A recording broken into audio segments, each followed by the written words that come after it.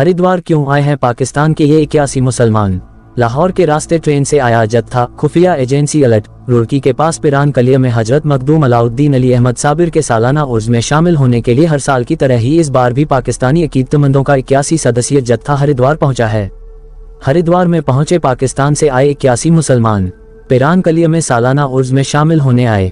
साबिर कलियारी चिश्ती की दरगाह आए मुस्लिम।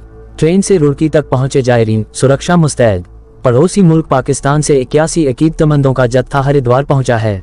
यहाँ पिरान कलिया में हजरत मखदूम अलाउद्दीन अली अहमद साबिर के सालाना उर्स में शामिल होने के लिए हर साल की तरह इस बार भी पाकिस्तानी अकीदतमंदों का 81 सदस्यीय जत्था रुड़की पहुंचा है। सभी जायरीन यहाँ पर 19 सितंबर तक रहेंगे, जिसके मद्देनजर कड़ी सुरक्षा व्यवस्था के बीच खुफिया विभाग से लेकर पुलिस प्रशासन और जिला प्रशासन अलर्ट मोड पर है। हर साल पाकिस्तान से जायरीन पिरान कलिया में आयोजित मेले में शामिल होने आते हैं।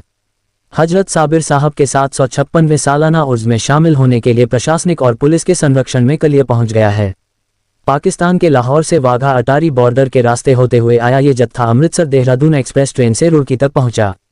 यहां रेलवे स्टेशन से प्रशासनिक अधिकारी बसों में जायरीनों को लेकर पिरान कलिया पहुंचे। सीओ मंगलौर विवेक कुमार ने जानकारी देते हुए बताया कि जायरीनों का जत्था यहां पहुंच गया है।